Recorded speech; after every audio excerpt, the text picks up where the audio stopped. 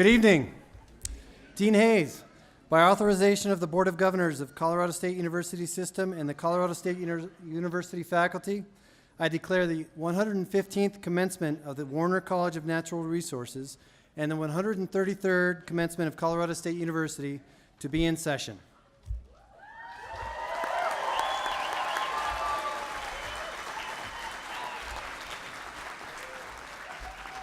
Thank you, Dr. Conant. To begin our ceremony, please stand and join with Mr. John Lewick in the singing of our national anthem. Can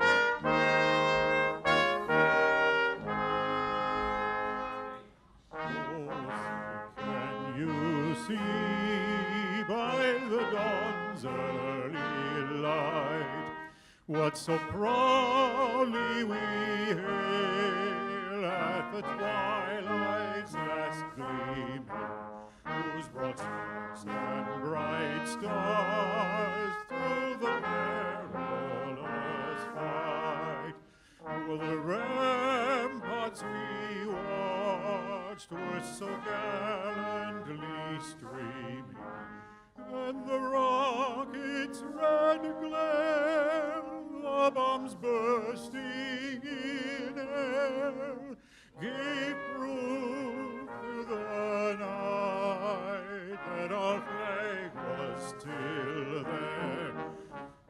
say does that star-spangled banner yet wave o'er the land of the free and the home of the brave.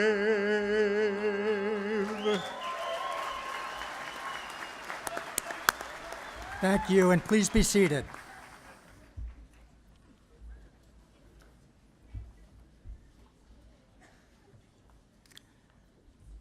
President Frank, members of the Platform Party, distinguished faculty members, esteemed guests, and of course, the awesome students graduating from the Warner College of Natural Resources.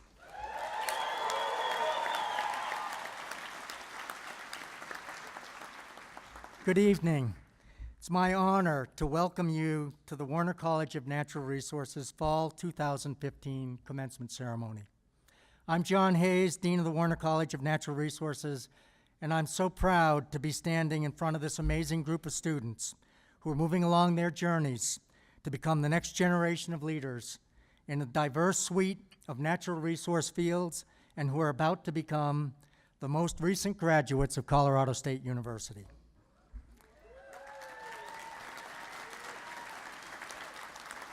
CSU has a rich tradition in natural resources education, and those of you who are here tonight are part of that legacy. The first classes in natural resources were taught at CSU during the dawn of America's conservation movement in 1904, 111 years ago. 111 years, that was a long time ago. Teddy Roosevelt was president. The Wright brothers had just flown their first airplane. Crayons had just been invented. Women did not have the right to vote, and the total number of people living in the state of Colorado was about the same as the number of people who currently live in Fort Collins. An awful lot's changed in the past 111 years, but one thing hasn't changed. Today, as was the case in 1904, CSU serves as a beacon to a dedicated group of students who come through Fort Collins to educate themselves about natural resources, to hone the skills that they'll use for the rest of their lives, and to go on to make important impacts in the state, in the country, and across the planet. To those of you graduating here tonight, you take your place in that long line of leaders who've come through CSU and have gone on to shape the world's natural resource professions. So as you think about tonight, most of you probably think about this as graduation and as an endpoint in the undergraduate experience. But we actually don't call tonight graduation. We call it commencement. Commencement, it's not a closure, it's not an endpoint, but it's a beginning and a start. And that really is what tonight is all about. Certainly, we're here to recognize all the accomplishments and all that you've done during your time here at CSU, but more importantly, we're here to bear witness to the turning of a page and to the commencement of a new chapter in life. For the graduates and for many of the rest of you as well, tonight also will serve as a marker in time. Tonight is one of those handful of events in the course of your life that are really defining points on life's timeline.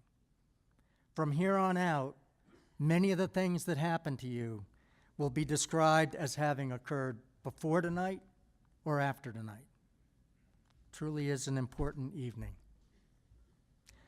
So our students graduating tonight have worked long and hard to arrive at this point, but as the students well understand, the path taken to arrive at this ceremony was not a solitary one. And there's three very important groups of people that have been instrumental in that journey that I'd like to recognize. The first, to the students, is your fellow students in Warner College who shared the journey with you, stressed over exams with you, learned beside you, traveled through your courses at the mountain campus and through the geology summer field course and through all of your adventures here at CSU. Many of those people have already moved from being strangers to being close friends and colleagues. And indeed, some of those people will become and be your closest friends and colleagues for the rest of your lives. Graduating students, I invite you to tell the friends sitting beside you, thanks, give them a fist bump, high five, or a hug. Come on.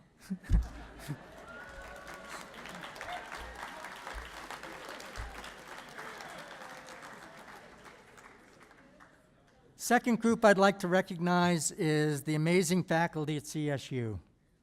It's a world-class group of scientists and educators who've shared their knowledge and their time to help our students achieve their potential. If the faculty would please stand up so that we could recognize them and thank them for all that they do for our students.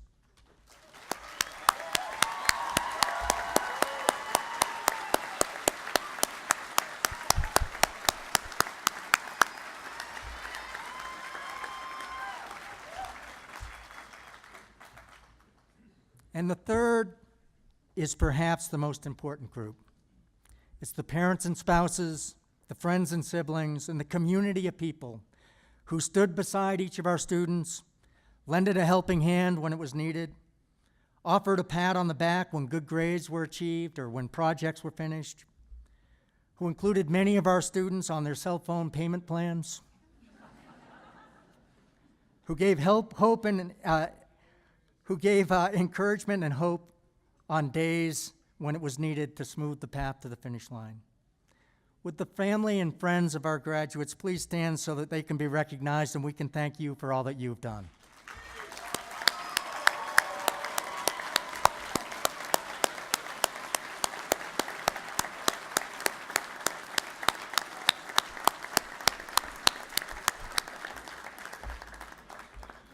So at this time, I'd like to invite Associate Dean Rich Conant back to the podium to introduce the platform party and to lead tonight's ceremony. Good evening again and welcome. As I introduce each person on the platform, I will ask them to rise and remain standing through the introductions. Please hold your applause until everyone has been introduced. Dr. Ken Wilson, Head, Department of Fish, Wildlife, and Conservation Biology. Dr. Mike Manfredo, Head, Department of Human Dimensions of Natural Resources. Dr. Rick Astor, Head, Department of Geosciences. Dr. John Moore, Head, Department of Ecosystem Science and Sustainability. Dr. Linda Nagel, Head, Department of Forest and Rangeland Stewardship. Ms. Caitlin Martinez, Alumna, Department of Forest and Rangeland Stewardship. Dr. Stu Cottrell, Associate Professor, Department of Human Dimensions of Natural Resources. Dr. Don Michaels, Director of the University Honors Program. Jeremy Patterson, Graduating Senior, Department of Geosciences. Kyle Grunhagen, Graduating Senior, Department of Human Dimensions of Natural Resources. Dr. Dan Bush, Vice Provost for Faculty Affairs. Mr. Malcolm Daly, our keynote speaker. Dr. John Hayes, Dean, Warner College of Natural Resources. And last but not least, Dr. Tony Frank, Chancellor and President of Colorado State University.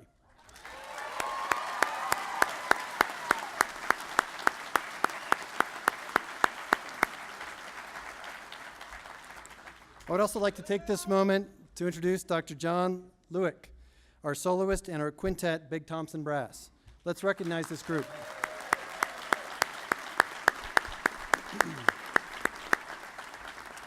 And now I would like to call on Kyle Grunhagen, Graduating Senior in the Human Dimensions of Natural Resources program, to give our outstanding Graduating Senior address.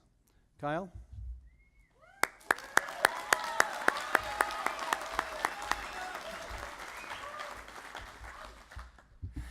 Thank you, Dr. Conant, President Frank, Dean Hayes, assembled faculty, invited guests, and friends and family of the graduates. It is an honor to have been chosen to speak here this evening. Graduates, I want to provide an opportunity for you to reflect on what we have actually accomplished here tonight. We are minutes away from holding a degree from one of the most comprehensive and well-recognized natural resource colleges in the nation. That is amazing. And congratulations. My father told me a quote a few months ago that said, "You are at the doorstep to the rest of your life. You can do anything that you want to do, and you are encumbered by nothing." This was a lasting quote for me, and I hope it can be for you as well. The last 4 years of our life have brought upon substantial change and growth in our life. And now, what we must do is go out in this world and embrace that person that we have changed to become. Refresh your senses, drop what once dragged you behind, and grab onto opportunities that will inspire new beginnings. As we move from this chapter to our next, I encourage all of you to reflect on a personal hero or mentor that you had. Think about the decisions that person made to be there for you no matter what, and in some cases, the sacrifices they made to be by your side. They have shaped us into maturity and drove us towards greatness. Can you imagine where you would be without that person? I first got to know a mentor of mine here in the College of Natural Resources a few years ago. This is Kay Holman. Her consistent help with anything from resumes to life advice eventually evolved into a friendship. And in the spring of 2014, during a career fair, Kay found me in the crowd of students and personally introduced me to an employer. This particular employer was the owner of a small lodge in Alaska. And based upon Kay's reference, I got that job. If I hadn't have fostered that relationship with Kay, I wouldn't have got that job. And without that job, I wouldn't have the experience and knowledge that I have now. So now, I'd like to present mentorship in a different light. It is important to reflect on the difference your mentor made in your life. But now, I want you to reflect on the lives that you have made a difference in. What if I were to say that you are that hero or that mentor to someone? They think of you when they reflect upon their mentors and their heroes. I guarantee that each and every one of you has made a significant impact on someone around you. Thank your heroes and thank your mentors. Keep in touch with those you've connected with. One phone call and one text can go a long way for those in need. You can help those who look up to you just as your mentors helped you when you needed it most. Seek opportunity to pay it forward, and it will not be forgotten. When cultivating these relationships, I try to live by one simple rule, and that is the rule of thirds as it relates to who you surround yourself with. The first third of your time should be spent with your mentors and your hero, people that you can learn and grow from. The next third of your time should be spent with people on your level, fellow colleagues or roommates, people that can support you and provide a great atmosphere for risk-taking and collaboration. And your last third, spend it by mentoring, advising, and teaching others. Play that hero role for those that look up to you. What I've come to appreciate about the students in the College of Natural Resources is their persistent drive to live a deliberate life. Natural resource students tend not to follow what the book tells us what to do, and instead, we write our own book. And I love that. Taking odd jobs and traveling to obscure places doesn't only promote personal growth, but also professional experience.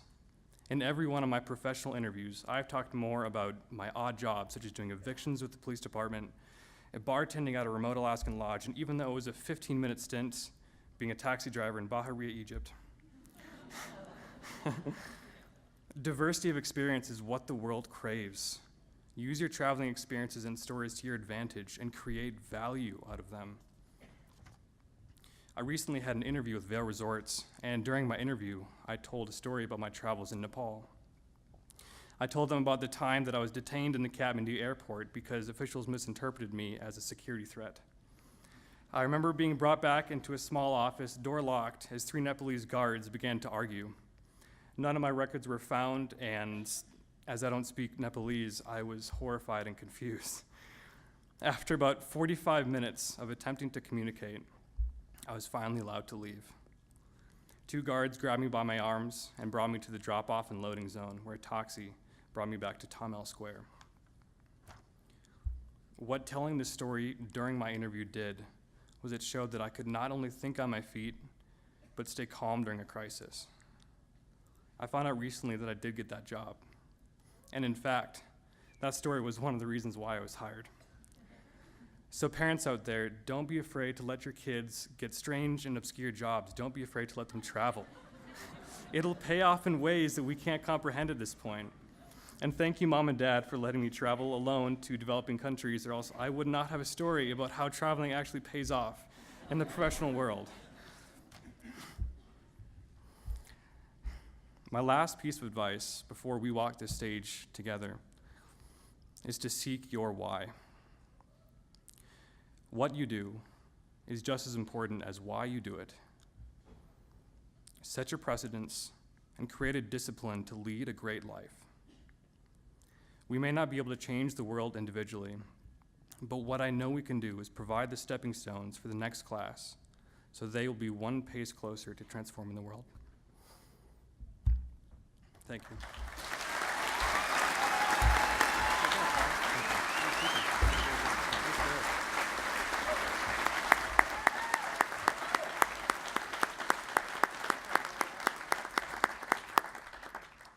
Thanks a lot, Kyle. That was great.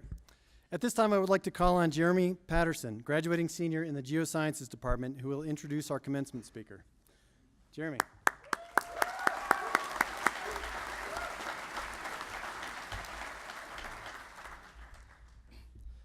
Thank you, Dr. Conant, Dr. Frank, Dean Hayes, assembled faculty, families, and students. This evening, I have the pleasure of introducing Mr. Malcolm Daly. Malcolm is an icon in the outdoor world with 40 years of outdoor industry and nonprofit experience. Known for his affability, sense of humor, and to-the-point insight, Malcolm's wide-ranging business, outdoor sports, and nonprofit experience provides for a lively, entertaining, and educational encounter. A talented and experienced public speaker, Malcolm has presented for many local and national organizations. Malcolm came to Colorado in 1973 to attend Colorado State University as a student in the College of Forestry and Natural Resources. He graduated in 1978 with a Bachelor's of Science in Outdoor Recreation. To this day, he has never worked as a ranger or park planner, but he's been a cook, a dishwasher, a logger, wildland firefighter, a mountain guide, a ski instructor, a sales rep, a retail store clerk, director of marketing, and a product line manager for an international outdoor company, a business owner, a non-profiteer, and a public speaker. Malcolm is the founder of Great Trango Holdings Incorporated, a leading supplier of innovative climbing equipment known as Trango, and women's activewear known as Stoneware Designs. Starting the company from scratch in 1991, Daly built it into a multi-million-dollar company doing business in 17 countries. During that time, he started up two nonprofits in the climbing world, the Access Fund, dedicated to retaining access to climbing resources, and the Action Committee for El Dorado, a climbers advocacy and liaison group specific to El Dorado Canyon State Park. Daly was an active board member of the Access Fund for 13 years. Malcolm started climbing in 1969 while on a camping trip to the Tetons, and he's remained active since. In addition, he's an accomplished Nordic skier, cyclist, fly fisherman, and photographer. In 1999, Daly was attempting to climb a new route on an unnamed peak in the Alaska Range. When he fell, he severely injured both legs and was stranded on an icy ledge alone in sub-zero temperature for 48 hours. By the time he was plucked off the mountain by a helicopter, both of his feet were frostbitten, and eventually one had to be amputated. Malcolm is still an active rock and ice climber, cyclist, fly fisherman, photographer, and incorrigible gear designer. In his own words, "While I was sitting up on that ledge with my feet freezing, it was images of disabled athletes who were fully engaged in the sporting world that kept me going. Without those images, I don't know if I would have made it through those 48 hours. Now it's my turn. If I can help somebody get over that hump, if I can set an example or provide an opportunity that will help them fully integrate back into a great life, then I'll feel like I've accomplished something." Malcolm was a founding board member of No Barriers and Paradox Sports, nonprofits that bring human-powered sports to people with physical disabilities. In 2009, he was honored with the climbing industry's Gold Piton Award in Humanity for his work with the disabled. He is still active with Paradox Sports. In his retirement, Malcolm with his wife spends summers managing a remote fly fishing lodge on the Katmai Peninsula in Alaska, works at an outdoor store, is a business consultant, conducts leadership training seminars, and has just started business as a cooking coach. Malcolm lives in Boulder, Colorado with his wife of 32 years and has two grown sons. So without further ado, I'd like to introduce Mr. Malcolm Daly.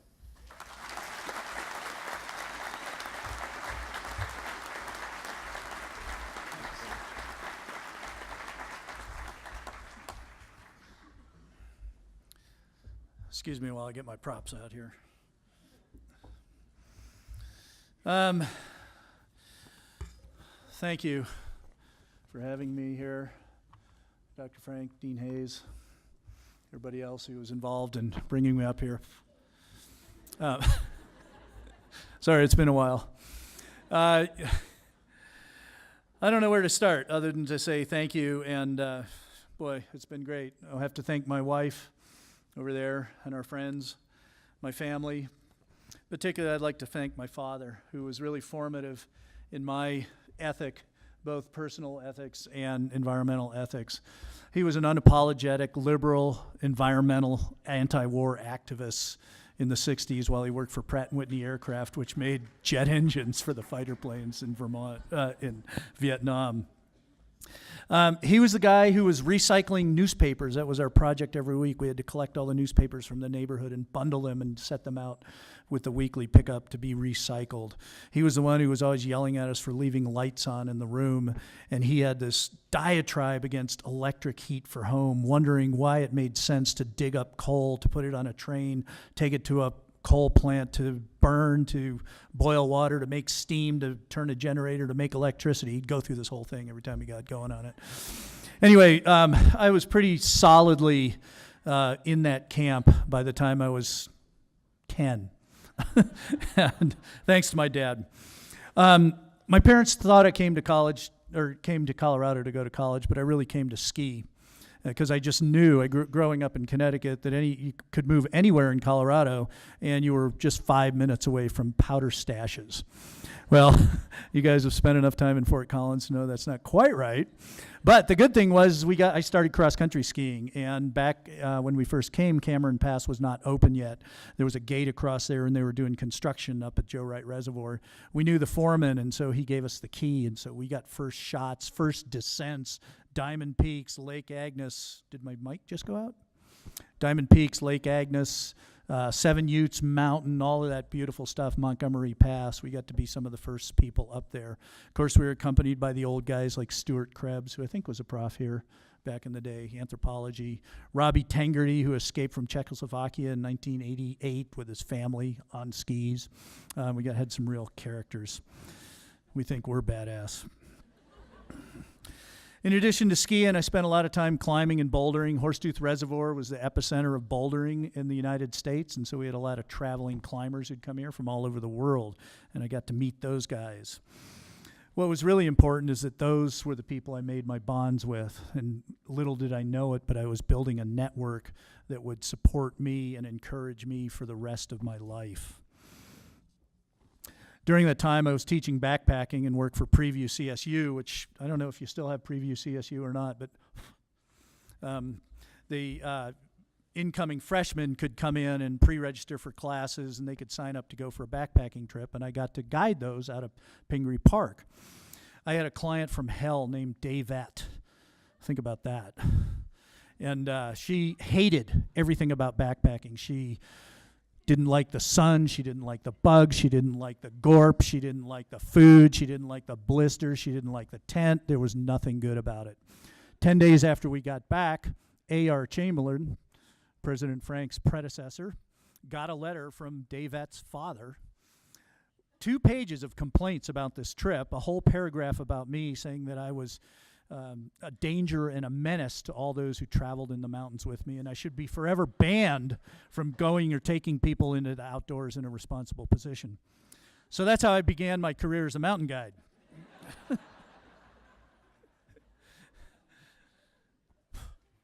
I live in Boulder now. That's the that's the place that has the Buffs, and every time they rack up another losing season, they build an addition to the stadium. We have our own stadium problems up there. I don't know how they do it, but whatever. Fort Collins is always going to be home for me. We've got lovely friends up here. We visit all the time, and I dearly, dearly miss it, and I miss CSU. So thank you. For you guys, it's been a celebration of 4 years, or maybe 5 or 6. Lots of effort. You guys worked really hard to learn new facts, to learn new words, new vernaculars. You now have in your vocabulary an alphabet soup of acronyms for all of the agencies, regulations, regions, and policies that you will now be administering. You guys discovered canyons, ski trails, fishing holes, cliffs, And hopefully you found a new way to play there, along with a solid appreciation for the recreational and resource values of those areas. Congratulations, you're about to enter version 2.0 of your lives. Version 2.0 of my life started in May of 1978 when I graduated. I walked across the stage out at Hughes Stadium and got my diploma cover. My diploma cover. I didn't get my diploma until I paid all my library fines and parking tickets. Is that going to happen this year? All right. You know, I knew a lot. I'd taken classes in biology, botany, chemistry, calculus, agronomy, anthropology, wildlife biology, silviculture, organic chemistry twice, psychology, speech, and I even took a Shakespeare class. Like I said, I knew a lot. But not once, not ever, has anybody ever asked to see my diploma or pulled my transcripts. Yet somehow that diploma is the most important thing I own. Let me tell you about that. When I graduated, I went back to work at the Mountain Shop. That was a little outdoor gear shop on Laurel Street here where the pizza place is now. And just sort of worked my way for the next 5 years. Jeremy already told you what I did for work. That was all in there. Sorry, I'm not used to this. Do you guys get used to this?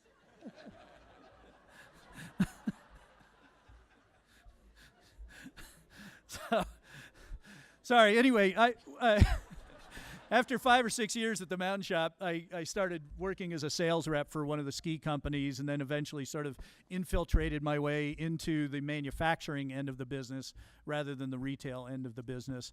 And I ended up working for Low Alpine Systems, the company that invented internal frame backpacks back in the late 60s and early 70s.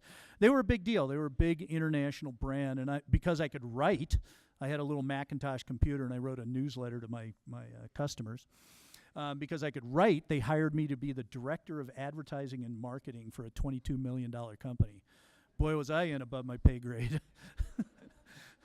But you know what? Writing is an incredible skill. So if you have it, keep it. If you don't, learn it. It's an amazing thing to do. After a few years working there, I moved into product management where I was in charge of all the climbing equipment, all the backpacks. I had to hire designers and engineers. I had to find manufacturers. I had to make sure that we had the right products in our range, the whole bit. It was great. And eventually, Lowe was sold to a British consortium that didn't want to have anything to do with the climbing equipment portion of the business. So they asked me if I would be interested in buying that portion. Hell yeah. So I put together my network, which existed here in Fort Collins at the time. We were still living here. Friends, climbers, investors, business mentors, family, wives, children, and we put together an investment pool and started Trango to buy the assets of Low Alpine Systems. 4 months after we had a sales agreement, but not a contract, they presented me with a contract, and they wanted me to buy a company that was swirling around in the toilet bowl. It was not doing well. I'd left it 4 months earlier. They hadn't paid attention to the business. They'd lost their focus. I walked out of the negotiations. I said, sorry, this is not what I agreed to purchase. And with the support of my network, I got on an airplane, went to Europe, met the vendors who I had been grooming isn't the right word, but I'd been getting to know and getting comfortable and learned to trust each other. And I came back with products to distribute and sell into the United States. So working with that network, I was able to, essentially do a pretty high-end business move by walking out of a contract closing. I had no business courses. I had no accounting courses. I had no finance courses. There's that thing again. Anyway, take it where it goes and use your network. It's the most important thing, I think, that you'll come away from your college education with is that group of people, like Kyle was talking about, who will support you and mentor you. It's a great thing. When I entered CSU, I was 100% certain that I'd either be a ranger or a wildlife biologist on a career path that was straight, simple, and progressive. Of course, it turned to be anything but. I hope you guys experience as much joy and success on your journey as I have on mine. In 1999, I went to Alaska to climb my dream mountain. It was unnamed, but the locals called it Thunder Mountain, big mountain on the south side of Denali National Park with a 3,500-foot cliff on the south, on the sunny side. I went with Jim Danini, who's really the master of alpine climbing and a veteran of Alaskan expeditions. Everything went great. It was perfect, beautiful bluebird days, and very, very difficult steep route. And right at the very top, a rock came down, just dislodged by the sun, knocked me off, and I fell 200 feet, hit Jim on the way down, shattered both my legs, and knocked unconscious. When I came to, Jim came down to me and he stabilized me, and we splinted my legs and we tried to get down. We were 2,500 feet above the glacier in a very steep, narrow technical section, and it just didn't work. The splint fell apart, and I was starting to bleed again. And we made the very, very difficult decision to separate. Jim would anchor me, chop out a ledge on the ice for me, anchor me in, and he would descend down and try to flag down a plane flying by. It worked. He was able to flag down a plane within about, 20 minutes of him hitting the glacier. I don't know how that miracle happened, but it was pretty cool. See that plane land and fly off, and I knew Jim was safe and that there would be some effort to rescue me. They knew where I was. 48 hours on the ledge gave me plenty of time to think. My first thoughts were, okay, how am I going to survive? What am I going to do here? I had all the clothes, I had all the food, I had all the water. Jim had all the climbing equipment. I had no way of getting down myself, and I was dependent 100% on Jim's expertise and the expertise of the rescue teams, what came to get me. It was pretty amazing. Over 2 days, they came out and they brought people out there. They loaded equipment and supplies. They did safety checks, power checks with helicopters. And finally, after the second day, they were able to short haul me out. It involves flying in with a helicopter, a rope underneath it, and a rescuer on the rope. And then they gather me up and we fly down together. We clipped in. I got the e-ticket down to the base camp where the medical is.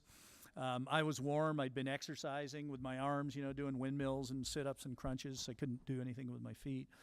But my rescuer was hanging there, and I said, "Hey, I'm Malcolm Daly. Good to meet you." And he goes, "You don't know who this is, do you?" And I said, "No." And he had one of those helicopter helmets on, and he unscrewed the visor and lifted it up. We're hanging, under the helicopter. It was my friend Billy Schott, who was a classmate here at CSU. When we get down, the ranger running the rescue was Daryl Miller, who was in charge of outdoor programs here. So good friends all the way around. My network saved my life, you guys.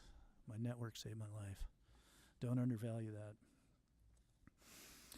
On a lighter note, this is a fun network story. My wife and I managed a fly fishing lodge up in Katmai National Park in the summers. And we've got 3 guides who work with us, young, strong guys who are out there fishing every day. I'm just the cook, like Steven Seagal, right? Remember that movie? Yeah, I'm just the cook.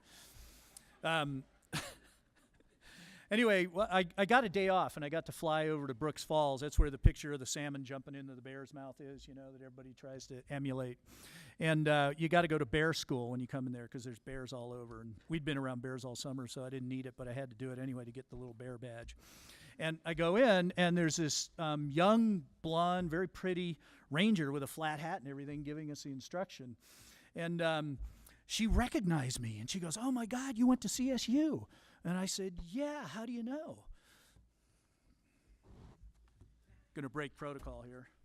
Well, I had my hat on, right? And we came out of there, and we were just chatting like this, and my guide, I'm going to go back under cover here. My guide, who hadn't talked to a woman under 65 in a month and a half, saw me chatting this beautiful blonde girl up. It was Crystal Brindle, by the way, graduated in 2014 from Recreation Department. And, it was just a great moment for this 60-year-old fart who, says, "Stick with me, guys. I'll show you how it's done." The network works in mysterious ways. All right, in closing, I want to leave you with some of the lessons I've learned over the years, most of them the hard way. I've been ridden hard and put up wet too often, and these rules keep me moving forward. Number 1, don't eat anything blue. Got that?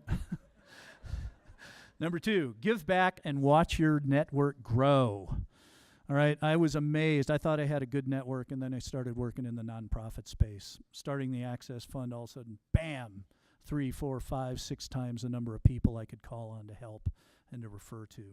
It's an amazing resource. Give back to what you're passionate for, and it doesn't matter whether it's a environmental organization or whether it's a organization to help people with disabilities. It doesn't matter. Give back to where you're passionate. Number 3, if you ever write an email or a social media post in anger, let it marinate overnight. Read it after you've had your morning coffee, then delete it.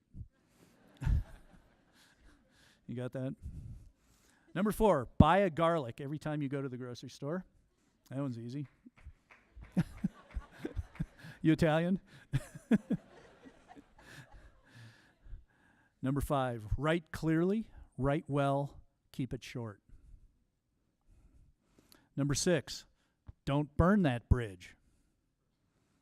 Number 7, keep your knives sharp. Right? That goes beyond the kitchen and the switchblade. That goes, keep your tools maintained, know how to use them. Number 8, you'll learn more from your failures than you will from your successes. Number 9, the most important button on your phone is the one that turns it off. All right?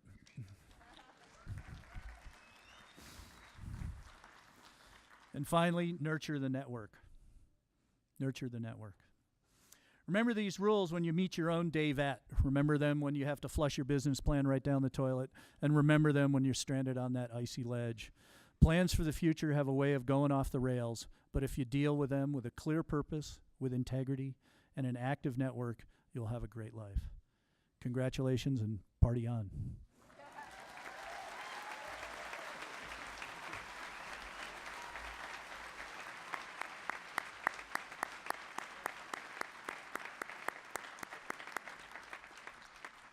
Thanks a lot, Mr. Daly, for those wonderful stories. Will Don Michaels, Director of the University Honors Program, please come forward to recognize our university's honors students. Good evening. The candidates for University Honors Scholar and Discipline Honors Scholar must complete a program of academic excellence, which includes honors seminars, honors courses in the major, and a senior honors thesis, while achieving at least a 3.5 cumulative grade point average. These scholars are wearing green regalia, and those with gold cords are also candidates for graduation with Latin distinction. I direct the audience attention to page 38 of the commencement program for a list of the honor scholars who are graduating. Several are with us tonight. This semester, we have 4 graduates from the honors program.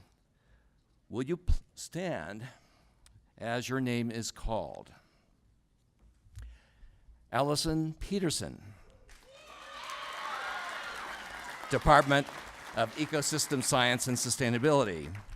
Eric Sandquist from the Department of Forest and Rangeland Stewardship. Raina Galvin from the Department of Fish, Wildlife, and Conservation Biology. And Nathan Bolton from the Department of Human Dimensions and Animal Resources. Congratulations, honors scholars. Well done.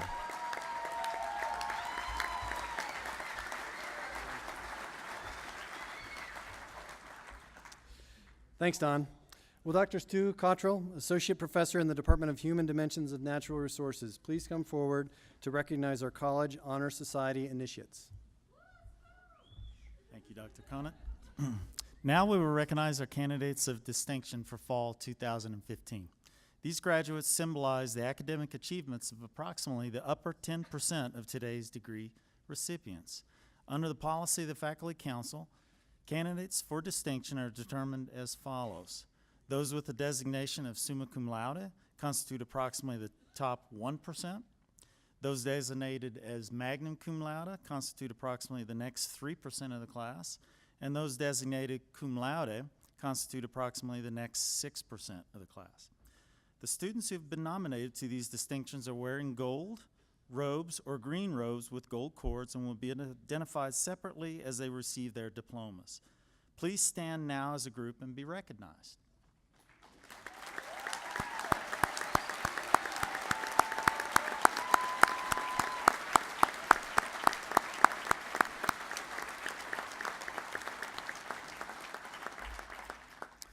Additionally, scholastic achievement and professional potential are recognized by various national honor societies.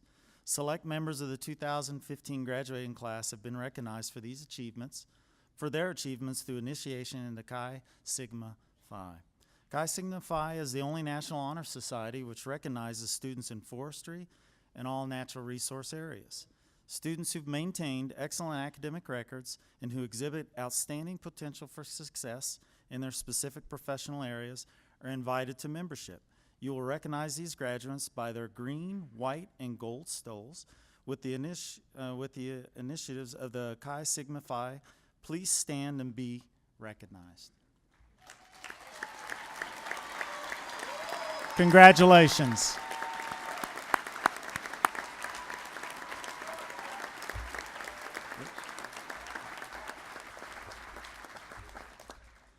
Thank you, Dr. Cottrell. Our master's and PhD graduates officially received their degree this afternoon in a separate ceremony. However, we'd like to say a special congratulations to those graduates.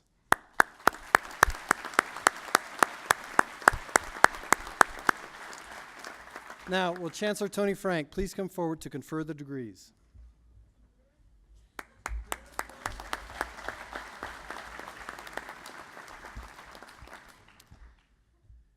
The Dean talked about today being a pivot point of a day. Things before this day, things after this day. This is the sentence that is the pivot point in that day. By the authority vested in me by the Board of Governors of the Colorado State University System, I hereby confer upon you the degree Bachelor of Science with all of the rights, privileges, and responsibilities appertaining thereunto. Congratulations.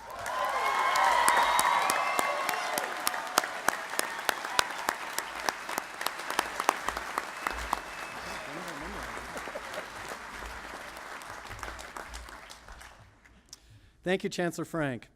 Would Department Marshals please escort the graduates to the front of the stage to receive their diplomas? Would Dean Hayes and Dr. John Moore please come forward? Now, if Mr. Paul Layden from the Department of Human Dimensions of Natural Resources would begin introducing the graduates of 2015.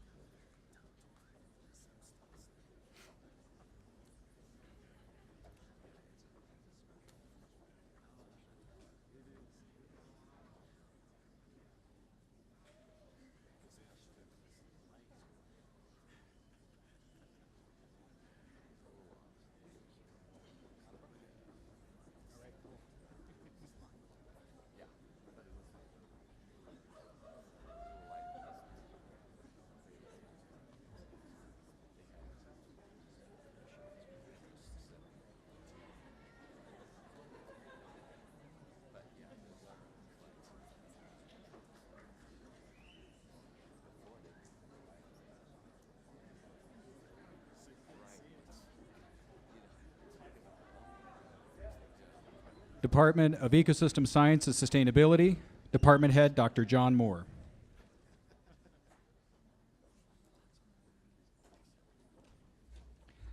Bachelor of Science, Watershed Science.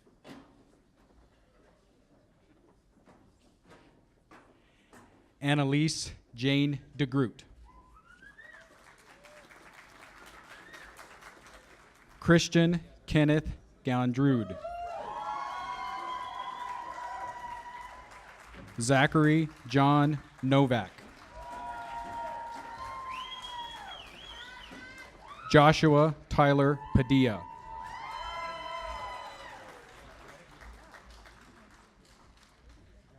Bachelor of Science, Ecosystem Science and Sustainability. Devin Michael Dreiling. Zachary Don Dufault. Rebecca Jean Even. Benjamin Michael Goodman. Catherine Quinn Lusby. Allison Rose Peterson. John Marshall Wolf, cum laude.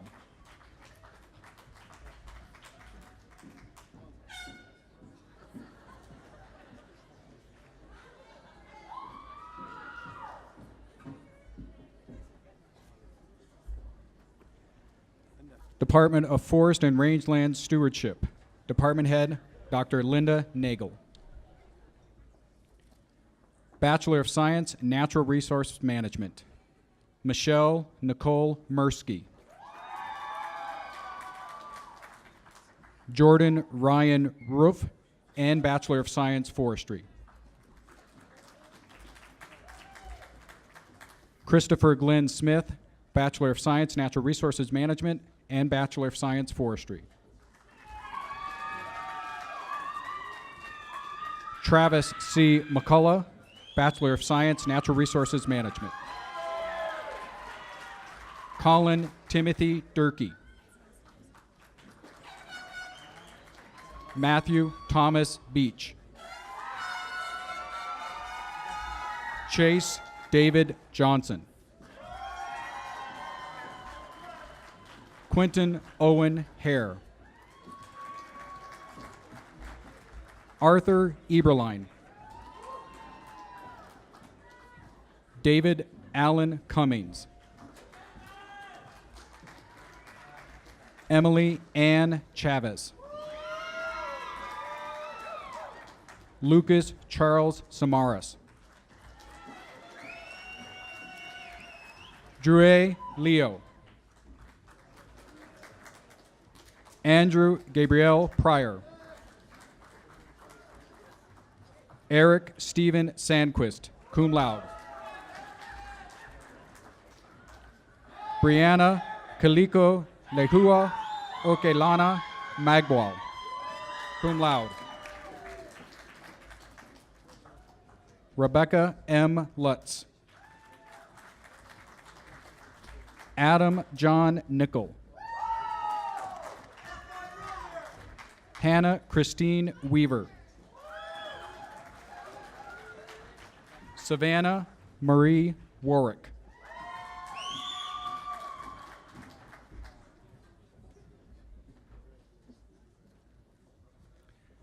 Bachelor of Science, Fire and Emergency Services Administration. Janelle J. Wood, magna cum laude.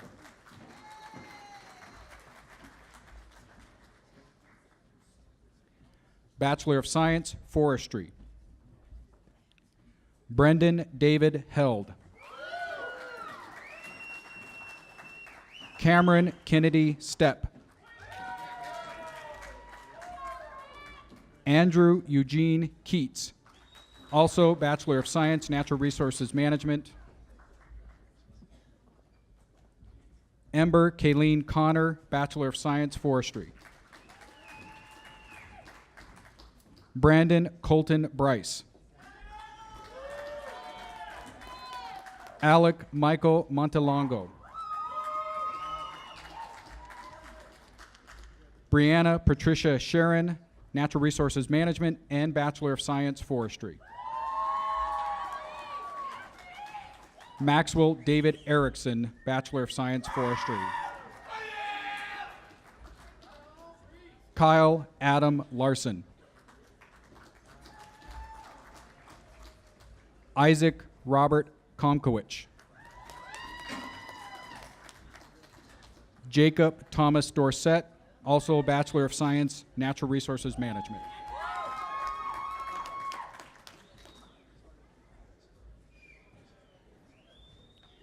Bachelor of Science, Rangeland Ecology, Wade Thomas Froseth.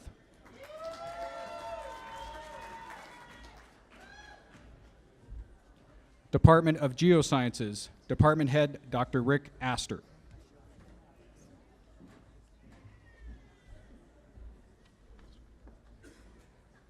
Bachelor of Science, Geology. Jacob Alexander McCain.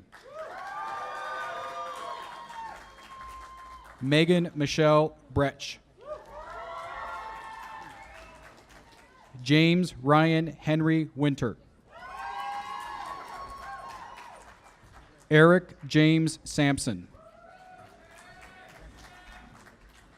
Joseph S. Walton. Caleb John Craning. Connor Lewis Aubenschein. Janice Marie Blauer. John Harry Frame. Jessamine Ann Benschoof. Stacia Olson Larson. Philip Carl Doloff.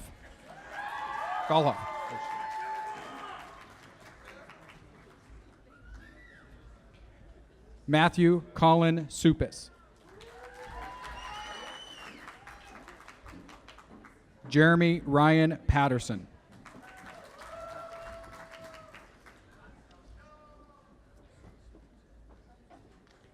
Department of Fish, Wildlife, and Conservation Biology. Department Head, Dr. Ken Wilson.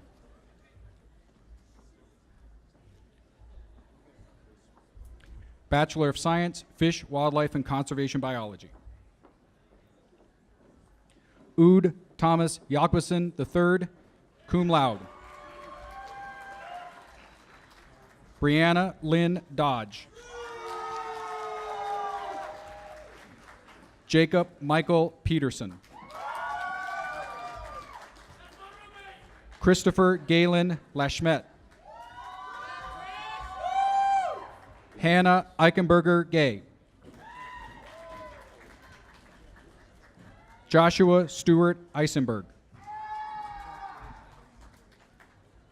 Kristen Marie Fisher. Hannah Laura Posey. Reina Isabel Galvan. Aleka Nicole Serwinski. Lindsay Michelle Rue. Mary Frances Martin, cum laude. Tyler Hartwell Kersey. Lillian Christine Vanderblumen. Anthony Dylan Kwok. Michael James Atwood. Cale Eric Heckerson. Christopher Michael Frost.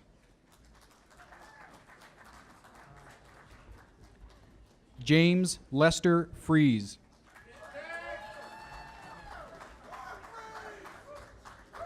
James Robert McGee.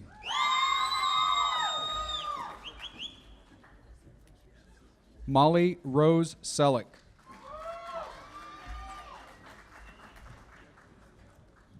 Aaron Thomas Unrow.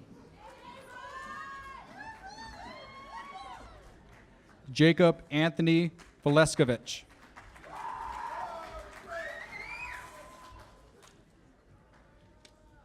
Department of Human Dimensions of Natural Resources. Department Head, Dr. Michael Manfredo.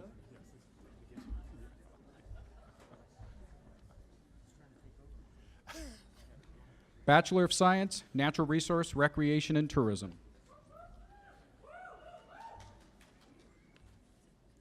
Chase Hansen.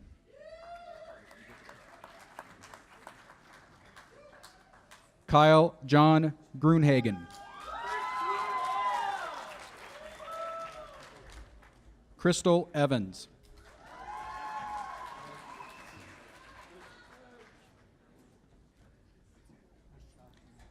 Elisa Catherine Scheller.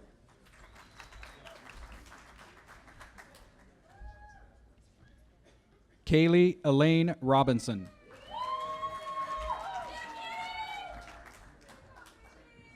Shauna L. Drewer. Nicole Michelle Bronet.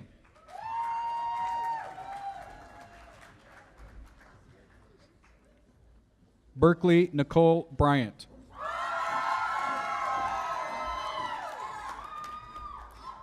Abigail Dunning Matsky. Hannah Christine Gregory, cum laude. Justin Thomas Kelly.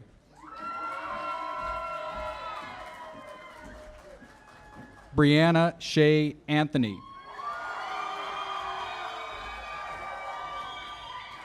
Kelly Jean Kerstetter.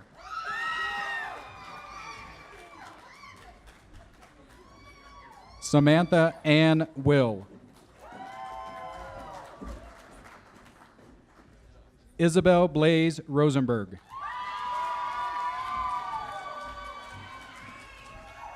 Zachariah Benjamin Yellen.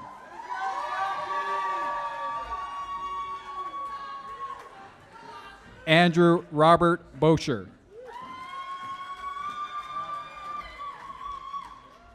James Ross Woods.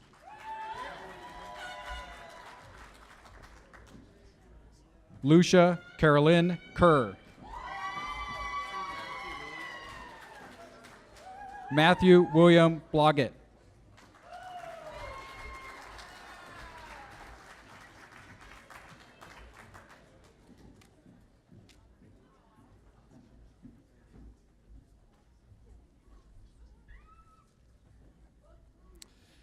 All right, let's give all those graduates a big round of applause.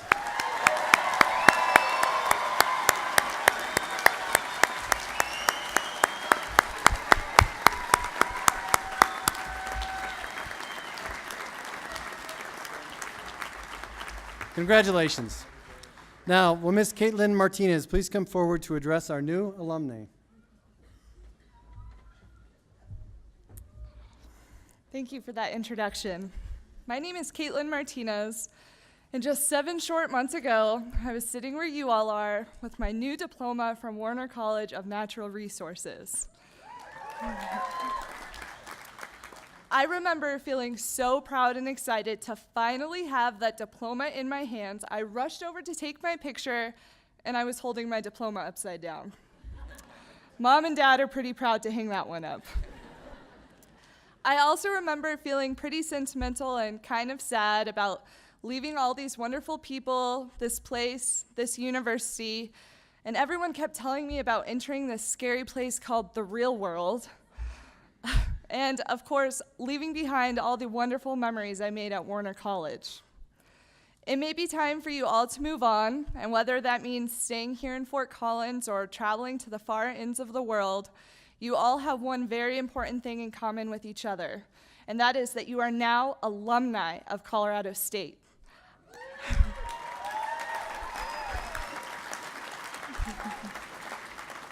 I would like to be the first to welcome you to the alumni family. You join poets and teachers, scientists, engineers, food producers, care providers, entrepreneurs, and one thing can be assured, and that's when you leave this university, your university will not leave you. No matter where your personal and professional journey takes you, remember that the Warner College, the CSU Alumni Association, and your former professors will be behind you every step of the way. And because I know the nature of Warner College, I know that the people sitting next to you, your peers, played a pretty pivotal role in your college success story. These are the people that were behind you through long and sometimes boring term papers. Sorry, professors. All those countless hours in the Warner computer labs, and let us not forget the endless memorization of Latin names. Pseudotsuga menziesii, Achillea millefolium, you get it. My point is that these people are important, and I hope that you stay in touch with them well beyond this experience, because they're going to be the ones that help you navigate life as well. Congratulations on a job well done, Warner. I hope that you soak up this experience, enjoy it, because you deserve it. I'll see you out there in the real world. Go Rams.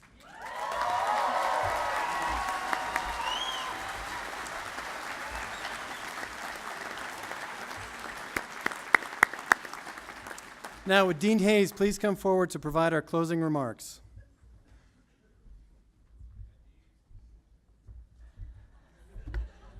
Wow, what a great evening. Wonderful presentations, Malcolm, Kyle. Fantastic. I know you're all anxious to move on to celebrations and time with your family and friends, so I'll try to be brief. But I did want to leave our graduates tonight with two final thoughts. And the first is a request.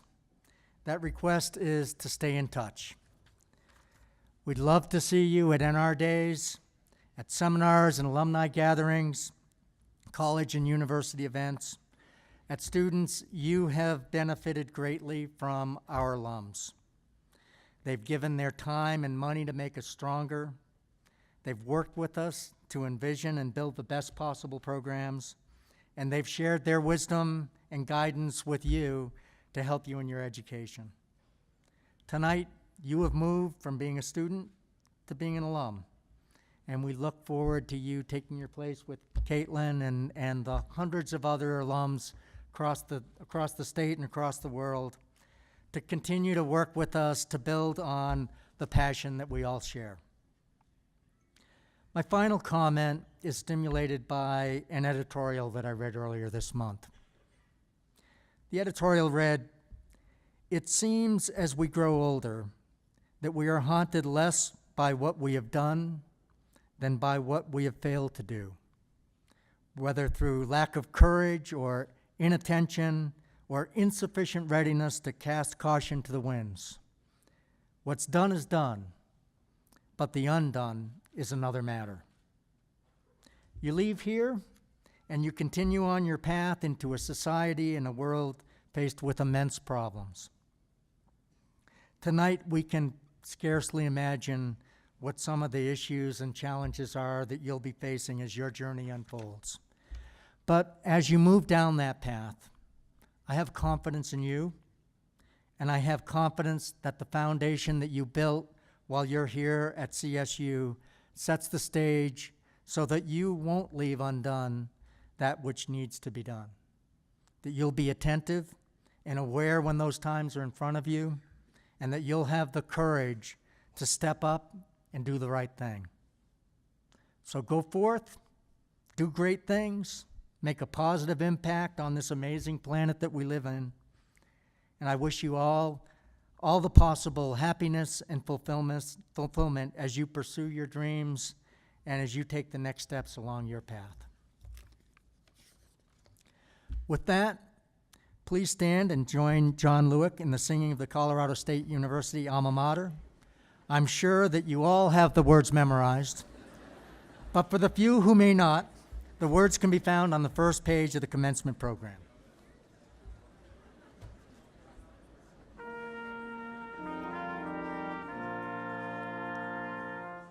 Hail to thee, our alma mater, Colorado State. Memories are everlasting of this place so great. May thy green and gold unite us, loyal ever be. Colorado State, our alma mater, hail, all hail to thee.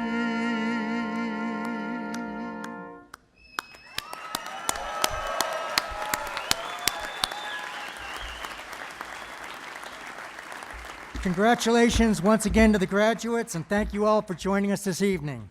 That concludes our ceremony. Please remain seated as the platform party, faculty, and students exit.